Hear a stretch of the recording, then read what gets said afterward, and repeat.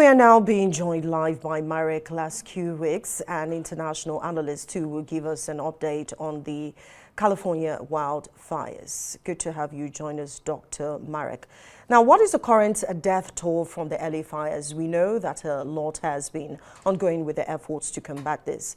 How do you explain the rate of these sorts of fires like this, especially during the winter or cold season? Well, there are 3 points there. The first point is that there are 11 people dead so far, but there are also another 13 missing that we know about. So therefore, it's a substantial toll, and it seems to be heading towards 20. Secondly, your comment about the military and the help, the fact of the matter is that the administration of the California doesn't seem to have really coped very well. They could have asked for a great deal more military help earlier. The running out of water is, of course, a significant a problem, which I think they could have foreseen and done better at. And I think there will be questions asked all the way from Washington down to the people on the ground who, of course, have suffered the most. And thirdly, why are these fires happening? Well, there is a great deal of debate. One of them, of course, is who blame on climate change. But it is indeed a very strange fire because it's like a wildfire, only this time not in the forest, but amongst the houses. It's certainly one that will be studied because it has implications for other places as well. You could imagine many cities elsewhere in the world face precisely the same problems, which are not, of course, as densely populated as, or more densely populated in many cases than LA, and as a result, the human loss could be far greater. So I think the questions and the study of this fire will carry on for some time, and hopefully lessons can be learned as to how to prevent this outbreak on this scale ever happening again. Trump recently mentioned his stance on the California governor's lack of water supply declaration to the area. One wonders if this should raise questions, especially with the fact that, the governor should know to do better, except for the fact that I know that you mentioned that there's climate change responsible. Yes, the point here is that there's a difference in America to other countries in the sense the government in Washington has its hands tied, as the Pentagon spokesman correctly stated, because it's up to the state to actually request federal aid, or Washington, to put it very simply. And I think this has been a failure here. The lack of water is another one. To be quite honest, the impression is that one gathers is that the whole state of California, the LA, simply were unprepared for this scale of fire. In part, you can say it is the first time I think has anything happened like this. But what it means is the lessons have to be learned quickly, because LA is not the only city facing this sort of problem, and for that matter, towns as well. And therefore, we need to find out answers to the questions, such as the one you've just pointed out about the water supply, which is President Trump has moved, as quickly as possible. Now, let's quickly move to the fact that, having water supply could help. That is based on experts' view, of course. Would having more water and resources make a difference to the gravity of the kind of fires being experienced right now? By the way, the structures being burnt have tripled, to 12,000 from 10,000 as of yesterday. Yes, that's right. We expect 12,000 now. We expect that figure to be to go up still higher as it stands, because the fires are still not being put out. The other aspect is, it's not just the lack of water, it's the whole structural preparation which will have to be looked at. This is fire on this scale spreading out. What was, I think, missing from the word go is the resources at the very start. Fire is like a disease. If you can catch it early on, if that's possible, and put it out, then obviously it would never have come to this sort of scale. One of the aspects here is the winds. Clearly, if we have high winds in future, then towns should be prepared that if a fire was to break out, the scale of it could be quite extraordinary, as has happened in LA. But to repeat, lessons have to be studied, the whole fire has to be studied carefully, and we hope as quickly as possible. All right, Dr. Marek Laskiewicz, can you just hold your thoughts there? We'll take a quick break and we'll come back to you. We go back now to Dr. Marek Laskiewicz, who is an international analyst. We're talking about the wildfires in California. Now, to give us more insight, because it's really troubling, an arrest was made as of yesterday in connection with the fires, and the suspect has been taken as of yesterday. Do we rule out the possibility of these being human-made? No, it is entirely possible that they were started by arson. However, the point is no arsonist could ever have envisaged that the entire city, so to speak, or at least half of it, could be burnt down.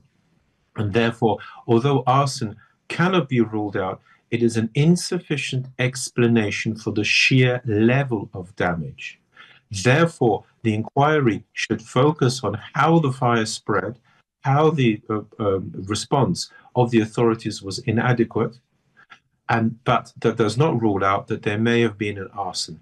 Personally, I would have to say that I don't see how one could start so many fires, and I don't think that in itself is a sufficient explanation. So, due to the tremendous and unprecedented demand for water, fire hydrants were running dry. Can you comment on this?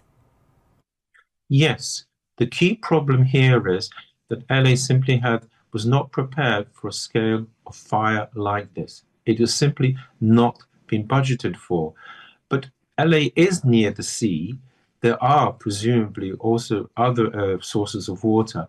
And again, it'll have to be an inquiry as to why the authorities in LA failed to contain the fire at the very start as well. So the running out of water is, if you like, one of the consequences of the problem of the fire becoming so big. It is not the primary consequences of why the fire became so big, which is the key problem. In other words, there was enough water to deal with the fire at the start. And the question is why they let the fire go out of control. Why did that happen? So these are some of the questions that the investigation that's been, carried out, or investigations that are ongoing, will reveal. Now, why are these areas of LA that are burning so vulnerable to wildfire? Can you tell us? Well, that's an interesting point. And the answer is a combination of high winds, dryness, the weather. But it has to be said that, again, there's an interesting aspect to this. It's not, as you can see, just a normal forest. And there are questions on one aspect of it, which I think boils down to the winds, that, as I stated before earlier, if such winds are envisaged in future, it therefore follows that in such conditions, in future, LA and other such cities must be prepared for a fire going out of control, owing in part, if not in large part, to the wind. So before I, let you chill on the LA fires, what do you think will be the lasting impacts of these fires? Oh, I think to be quite substantial. First and foremost, all around the world, people have taken note of the combination of fires and wind. This is number one. Number two, about the importance of having water supplies. And number three, in my opinion, the inability of the authorities to allocate enough resources at the very start, if needs be, by asking for federal aid, was a further question mark about their behavior. And therefore, this is another aspect which is bound to also be altered in future, that were a fire to expand out of control, federal aid should be brought in straight away, which in many other countries would have happened. It's America, because it is literally the United States and not, in fact, just one homogenous country in the sense of the government controlling every detail of life, that made this fire spring out of control. Now, we're going to get back to you again, Dr. Marek. Let's go now to Africa. In Africa, Mozambique's main opposition leader returned from self-imposed exile, saying he still rejects the result of a disputed election last year that has sparked more than 2 months of protest and a violent crackdown by security forces. While Venancio Mondlane stepped off a plane, security forces fired tear gas at hundreds of his supporters who gathered near the main international airport to welcome him home. Mondlane said he wanted to be in Mozambique to present his ideas to debate the development agendas of the country. He had left the country in October following an election clouded by allegations of rigging against the long-ruling Frelimo party, which has been in power since Mozambique gained independence from Portugal in 1975. Some local groups put the death toll at more than 200 since Mozambique erupted in protests after Frelimo was declared the winner of the October 9 election. Mondlane had called for people to protest the results. O que aconteceram até hoje. Podemos acrescentar talvez mais um objetivo que eu não tinha falado antes, que eu acho que é extremamente importante, que é o seguinte: eu quero estar nos bons. We can add another objective that I haven't mentioned before, which I think is extremely important. I want to be an active element in good times and bad, as an active historical individual, available to present my ideas, to debate the development agendas of this country. And I want to do this here in the country. Number 1, I am not willing to accept the election results if they are the same as those announced so far. Number 2, the only role I am willing to take on is the role I have always been willing to take on, which is to defend these people, to fight for these people, for truth, for justice, for values. Well, thanks for staying in, Dr. Marek. Let's shift gears to Africa, specifically Mozambique, as I'm sure you are aware of what is going on there as the main opposition leader, Venancio Mondlane, returns from exile. Now, what is your assessment of the return of Mozambique's opposition leader? First and foremost, he had to return. The problem is that were he not to return, then somebody else might take his place. And this was one poor problem. The other one is he obviously sees his chance because all around Africa there is a huge change, almost as big as the one with the overthrow of colonialism. Many of the ruling party, which has been in power literally since the overthrow of colonialism, are now suffering. And therefore, he surely sees an opportunity for him to win the next elections, and as in fact has happened in other places in Africa. And therefore, for these reasons, he chose to return, both the opportunity and a potential latent threat. The main opposition is planning a parallel inauguration. I'm sure you're aware of that. That is to happen on Wednesday, which is the 15th. How is this likely to impact Mozambique's political landscapes, and there are concerns violence may erupt as a result? Well, the parallel inauguration has no legal basis. That's the problem. And therefore, whilst it will take place and be a PR exercise, which may well be very useful, the key problem is, and the one which he's wrestling with, presumably, is how does he get another election going? And unless he can do that, then the exercise of the parallel inauguration will actually have no good or solid basis for bringing him any success. However, it is, as I've said, a PR exercise which may benefit him to some degree. And we've heard about, a lot of people losing their lives as a result of this, like you heard from the update. Over 200 people have lost their lives, particularly in Africa. There's the issue with clinging to power, which is quite alarming. What can international bodies do to ensure that, this is something we can nip in the bud? Yes, a very interesting point. Can the international community do anything? And the answer is to some degree, yes. We've seen the case in Venezuela. We've seen that the USA can make comments about whether it accepts the results or not. The EU is another body which can make such comments. But the fact of the matter is there's not going to be any boots on the ground to change the system in Mozambique.